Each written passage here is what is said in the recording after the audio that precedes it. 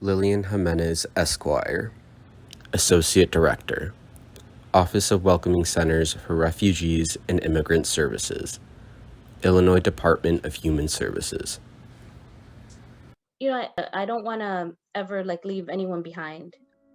Going around when I was young, we would go to like food pantries and clothing drives and different types of services. And my mom would always tell me, like, look at the people who are working here. Isn't that great that they're doing this for us? And my mom, also being undocumented, um she was always volunteering. I just always wanted to take after her footsteps. How do we help others while accepting help ourselves? How do we continue to help others? And each one of our welcoming centers is different and has a different framework and comes from a different theory of change, different background of how they developed as a community-based organization.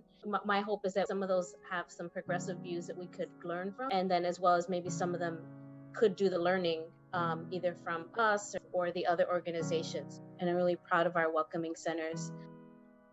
My hope was to kind of identify some areas where we could grow and develop.